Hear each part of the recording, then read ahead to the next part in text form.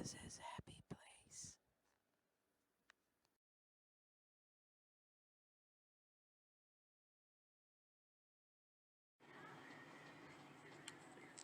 We're making muffins. Or at least I am.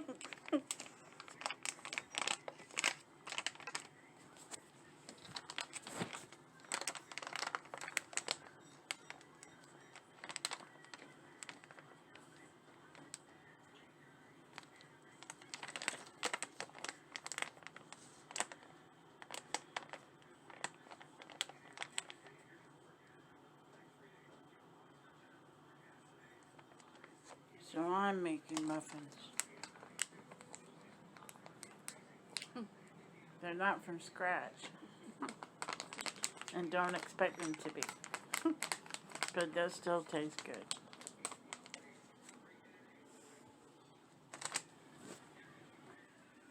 So there it is in the bowl. Now we need a half a cup of water. I'm waiting on the half a cup of water.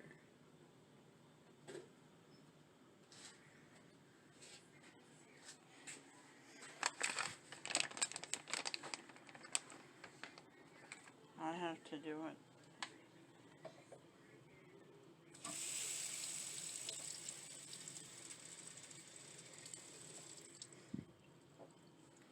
And pour it in. Where's your spoon?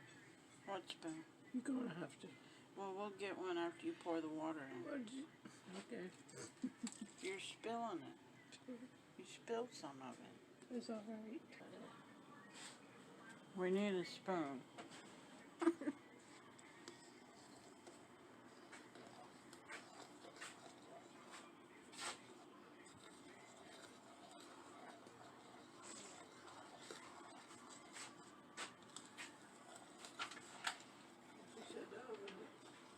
Hmm? You said the oven at? I don't know. You got in the package.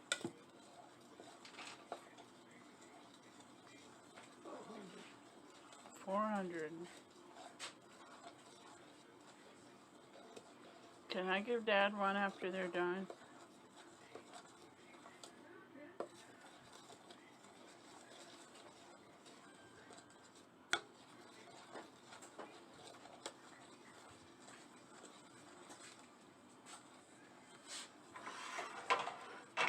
Now you're gonna have to put it in the little cups, but I want to be able to see it.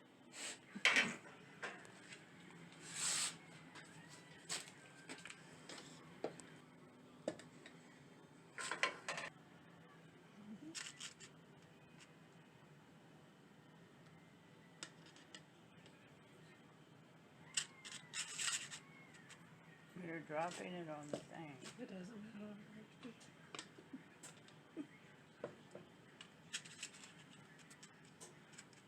These are going to be so good. I sound like I'm reading a script.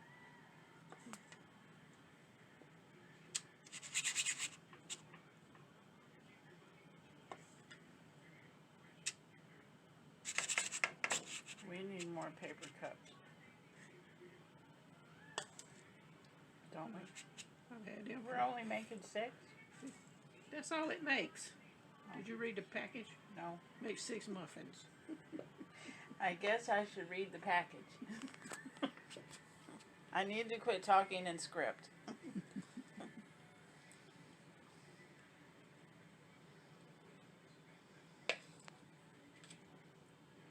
Does anyone want to lick the bowl? Comment below if you like muffins. And what is your favorite muffin? She put her finger in it. That is unsanitary. I did not put it in there. I pushed this thing back. Shut up. She just told me to shut up on live TV. Kids, if you're watching, do not use the word shut up. Unless somebody's aggravating this. You are not very good on camera. I don't get on it much. Well, you made a sandwich one day for me on camera. Now you're doing the muffins. We will show you the finished product when they are done. We will be right back after these messages. I can't see the clock. I'm gonna run over there. What does it say? 10:05. So, 21 minutes from now?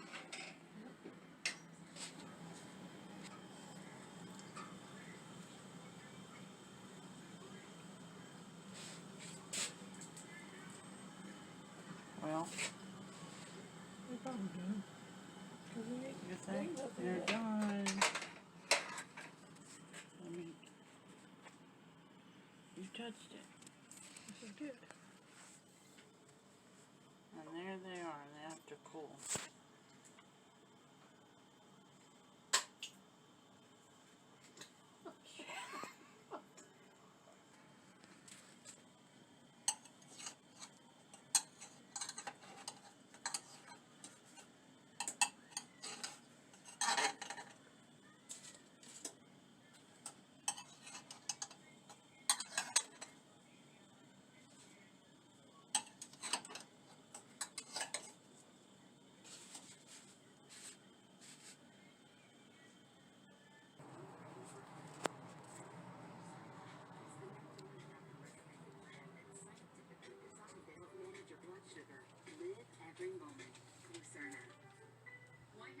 We made muffins. Do you want one? Huh? We made muffins. Do you want one? Muffins. Do you want one? Yeah. Okay. What is it? It's got berries in it. It's a muffin. You make it? Yes. You sure that's what's in it? Why would it be anything else that came out of a package? It could have come out of the toilet. No, it didn't come out of the... No. Oh. It's hot.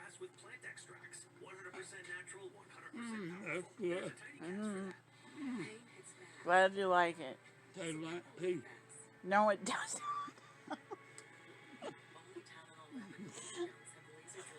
You need to be nice. You need to be nice. This is going all over the world. It is. Yes. Well. What?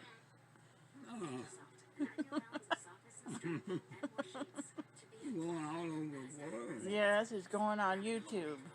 But that's good. No, you ain't. Glad you like it.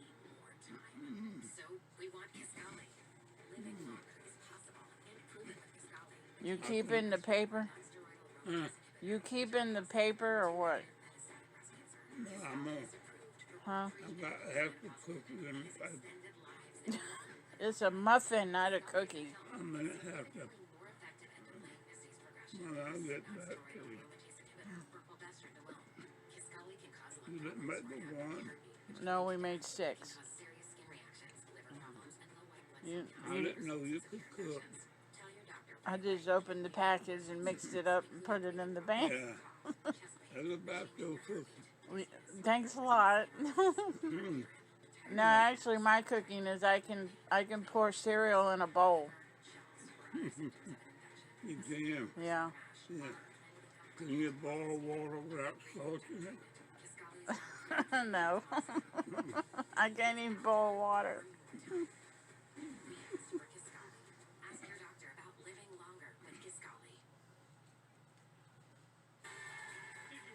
Then that was good.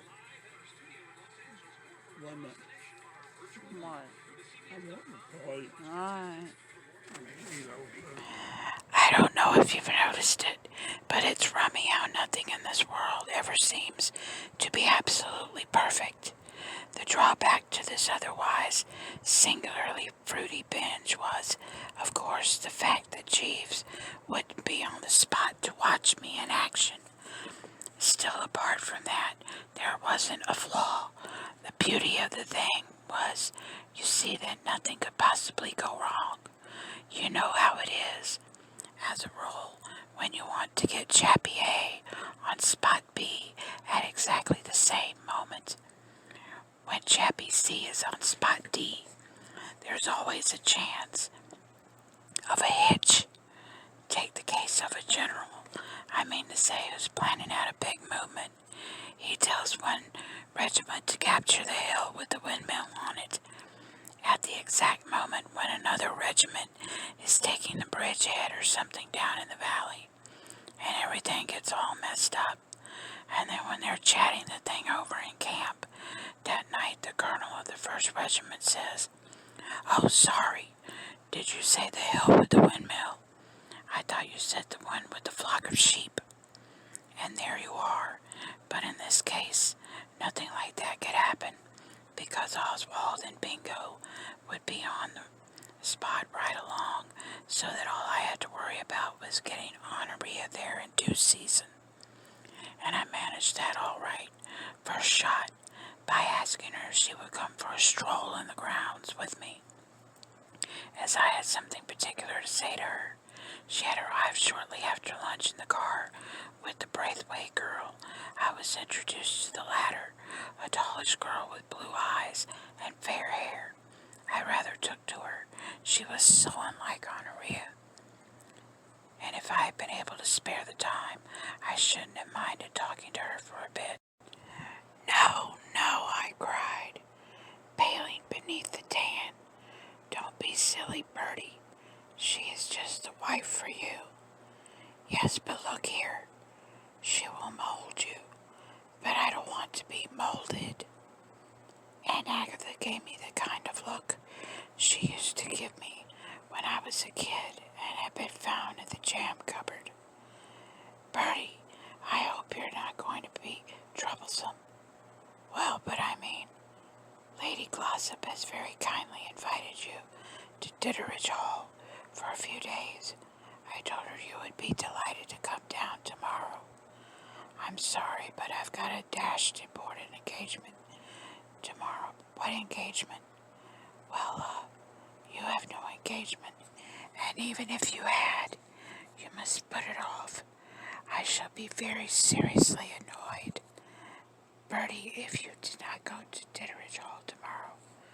"Oh, righto," I said. "A man may be down, but he is never out." It wasn't 2 minutes after I had parted from Aunt Agatha before the all-fighting spirit of the Woosters reasserted itself. Ghastly as the peril was which loomed before me, I was conscious of a rummy sort of exhilaration. It was a tight corner, but the tighter the corner I felt, the more juicily should I score off Jeeves when I got myself out of it without a bit of help from him. Ordinarily, of course, I should have consulted him and trusted to him to solve the difficulty, but after what I had heard him saying in the kitchen, I was dashed if I was going to demean myself. When I got home, I addressed the man with light abandon. "Jeeves said I'm in a bit of a difficulty." "I'm sorry to hear that, sir." "Yes, quite a bad hole. In fact, you might say on the brink of a precipice and faced by an awful doom. If I could be of any assistance, sir." "Oh, no, no, no. Thanks very much, but no, no. I won't trouble you. I've no doubt I shall be able to get out of it all right by myself." "Very good, sir." So that was that. I'm bound to say I'd have welcomed a bit more curiosity from the fellow, but that is Jeeves all over. Cloaks his emotions, if you know what I mean. Wears the mask and whatnot. Honoria was away when I got to Ditteridge on the following afternoon. Her mother told me that she was staying with some people named Braithwaite in the neighborhood and would be back next day, bringing the daughter of the house with her for a visit. She said I would find Oswald out in the grounds, and such is a mother's love that she spoke as if that were a bit of a boost for the grounds and an inducement to go there. Rather decent. The grounds at Ditteridge, a couple of terraces, a bit of a lawn with a cedar on it, a bit of shrubbery, and finally a small but goodish lake with a stone bridge running across it. Directly I worked my way around the shrubbery, I spotted young Bingo leaning against the bridge, smoking a cigarette. Sitting on the stonework fishing was a species of kid whom I took to be Oswald, the plague spot. Bingo was both surprised and delighted to see me, and introduced me to the kid. If the latter was surprised and delighted too, he concealed it like a diplomat. He just looked at me, raised his eyebrows slightly, and went on fishing. He was one of those supercilious striplings who give you the impression that you went to the wrong school and that your clothes don't fit. "This is Oswald," said Bingo. What I replied cordially could be sweeter. "How are you?" "Oh, all right," said the kid. "Nice place this." "Oh, all right," said the kid. "Having a good time fishing?" "Oh, all right," said the kid. Young Bingo led me off to commune apart. "Doesn't jolly old Oswald's incessant flow of prattle make your head ache sometimes?" I asked. Bingo sighed. "It's a hard job." "What's a hard job?" "Loving him." "Do you love him?" I asked, surprised. I shouldn't have thought it could be done. "I tried to," said young Bingo. "For her sake. She's coming back tomorrow, Bertie." "So I heard. She is coming, my love, my own." "Absolutely," I said, but touching on young Oswald once more. "Do you have to be with him all day? How do you manage to stick it?" "Oh, he doesn't give much trouble. When we weren't working, he sits on that bridge all the time trying to catch tiddlers." "Why don't you shove him in?" "Shove him in? It seems to me distinctly the thing to do," I said, regarding the stripling's back with a good deal of dislike. It would wake him up a bit and make him take an interest in things. Bingo shook his head a bit wistfully. "Your proposition attracts me," he said, "but I'm afraid it can't be done. You see, she would never forgive me. She is devoted to the little brute." "Great Scott," I cried, "I've got it." I don't know if you know that feeling when you get an inspiration and tingle all down your spine from the soft collar, as now worn to the very soles of the old Waukeesis. Jeeves, I suppose, feels that way more or less all the time, but it isn't often it comes to me. But now all nature seemed to be shouting at me, "You've clicked," and I grabbed young Bingo by the arm in a way that must have made him feel as if a horse had bitten him. His finely chiseled features were twisted with agony and whatnot, and he asked me what the dickens I thought I was playing at. "Bingo," I said, "what would Jeeves have done?" "How do you know? What would Jeeves have done?" "I mean, what would he have advised in a case like yours? I mean, you wanting to make a hit with Honoria Glossop and all that. Why, take it from me, laddie, he would have shoved you behind that clump of bushes over there. He would have got me to lure Honoria onto the bridge somehow. Then at the proper time, he would have told me to give the kid a pretty hefty jab in the small of the back, so as to shoot him into the water, and then you would have dived in and hauled him out. How about it?" "You didn't think that out by yourself, Bertie?" said young Bingo in a hushed sort of voice. "Yes, I did. Jeeves isn't the only fellow with ideas. But it's absolutely wonderful. Just a suggestion. The only objection I can see is that it would be dashed awkward for you. I mean to say, suppose the kid turned round and said you had shoved him in. That would make you frightfully unpopular with her. I don't mind risking that." The man was deeply moved. "Bertie, this is noble." "No, no." He clasped my hand silently, then chuckled like the last bit of water going down the water pipe in a bath. "Now what?" I said. "I was only thinking," said young Bingo, "how fearfully wet Oswald will get." Oh, happy day. I don't know if you've noticed it, but it's rummy how nothing in this world ever seems to be absolutely perfect. The drawback to this otherwise singularly fruity binge was, of course, the fact that Jeeves wouldn't be on the spot to watch me in action. Still, apart from that, there wasn't a flaw. The beauty of the thing was, you see that nothing could possibly go wrong. You know how it is. As a rule, when you want to get Chappie A on spot B at exactly the same moment, when Chappie C is on spot D, there's always a chance of a hitch. Take the case of a general, who's planning out a big movement. He tells one regiment to capture the hill with the windmill on it, at the exact moment when another regiment is taking the bridgehead or something down in the valley, and everything gets all messed up. And then when they're chatting the thing over in camp, that night the colonel of the 1st Regiment says, "Oh, sorry, did you say the hill with the windmill? I thought you said the one with the flock of sheep." And there you are. But in this case, nothing like that could happen, because Oswald and Bingo would be on the spot right along, so that all I had to worry about was getting Honoria there in due season. And I managed that all right, first shot, by asking her if she would come for a stroll in the grounds with me, as I had something particular to say to her. She had arrived shortly after lunch in the car with the Braithwaite girl. I was introduced to the latter, a tallish girl with blue eyes and fair hair. I rather took to her. She was so unlike Honoria, and if I had been able to spare the time, I shouldn't have minded talking to her for a bit. But business was business. I had fixed it up with Bingo to be behind the bushes at 3 sharp, so I got hold of Honoria and steered her out through the grounds in the direction of the lake. "You're very quiet, Mr. Wooster," she said.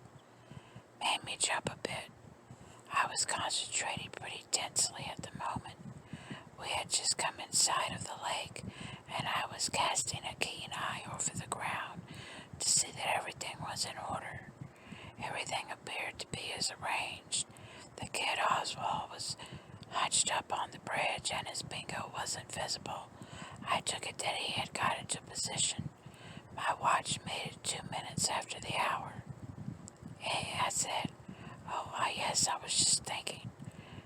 You said you had something important to say to me." "Absolutely. I had decided to open the proceedings by sort of paving the way for young Bingo. I mean to say, without actually mentioning his name, I wanted to prepare the girl's mind for the fact that, surprising as it might seem, there was someone who had long loved her from afar, and all that sort of rot. It's like this," I said. "It may sound rummy and all that, but there's somebody who's frightfully in love with you, and so forth. A friend of mine, you know." "Oh, a friend of yours?" "Yes." She gave a kind of a laugh. "Well, why doesn't he tell me so?" "Well, you see, that's the sort of chap he is. Kind of shrinking, diffident kind of fellow. Hasn't got the nerve. Thinks you so much above him, don't you know. Looks on you as a sort of goddess. Worships the ground you tread on, but can't whack up the ginger to tell you so. This is very interesting.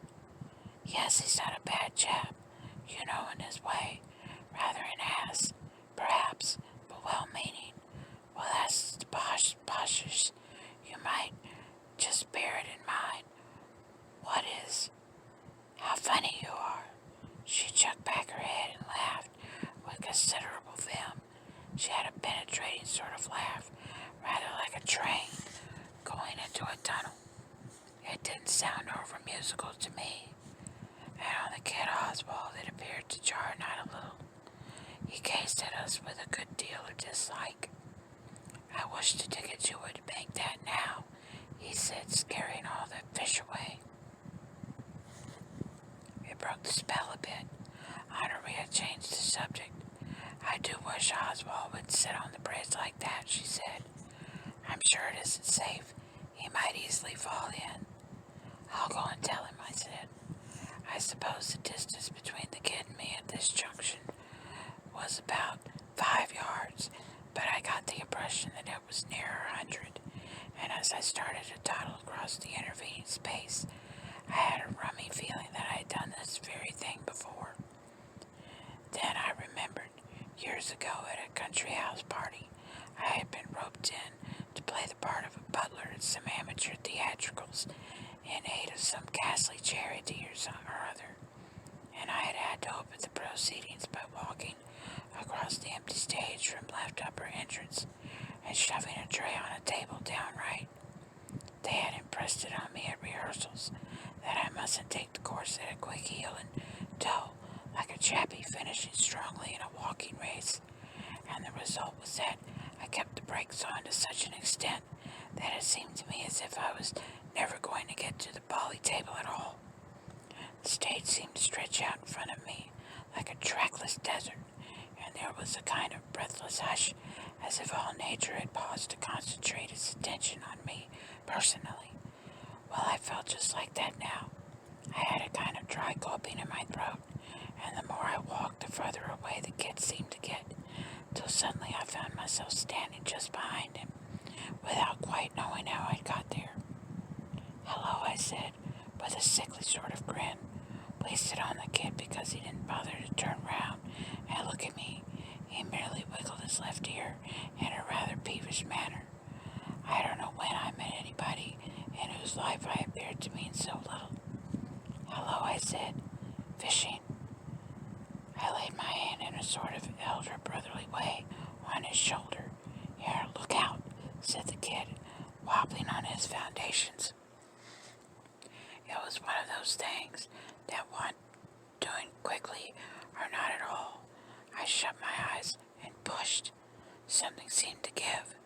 There was a scrambling sound, a kind of yelp, a scream in the offing, and a splash, and so the long day wore on, so to speak. I opened my eyes. The kid was just coming to the surface. Help, I shouted, cocking an eye on the bush from which young Bingo was scheduled to emerge. Nothing happened. Young Bingo didn't emerge to the slightest extent whatever. I say, help, I shouted again. I don't want to bore you with reminiscences of my theatrical career, but I must just touch once more on that appearance of mine as the butler. The scheme on that occasion had been that when I put the tray on the table, the heroine would come on and say a few words to get me off. Well, on the night, the misguided female forgot to stand by, and it was a full minute before the search party located her and shot her onto the stage. And all that time, I had to stand there, waiting. A rotten sensation, believe me. And this was just the same, only worse. I understood what these writer chappies mean when they talk about time standing still. Meanwhile, the kid Oswald was presumably being cut off in his prime, and it began to seem to me that some sort of steps ought to be taken about it.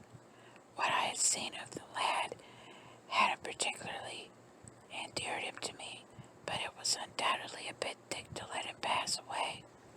I don't know when I have seen anything more grubby and unpleasant than the lake as viewed from the bridge, but the thing apparently had to be done. I chucked off my coat and vaulted over.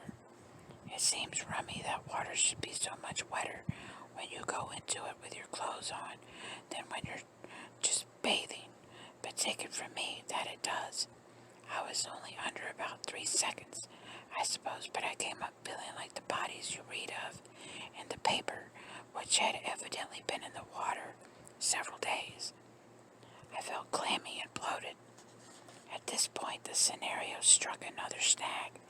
I had assumed that directly I came to the surface, I should get hold of the kid and steer him courageously to shore. But he hadn't waited to be steered.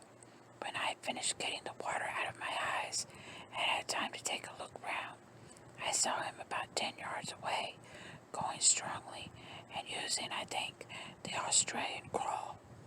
The spectacle took all the heart out of me. I mean to say the whole essence of a rescue, if you know what I mean, is that the party of the second part should keep fairly still and in one spot. If he starts swimming off on his own, a cannon can obviously give you at least 40 yards in the 100. Where are you? The whole thing falls through. It didn't seem to me that there was much to be done except get ashore. So I got ashore. By the time I had landed, the kid was halfway to the house. Look at it from whatever angle you like.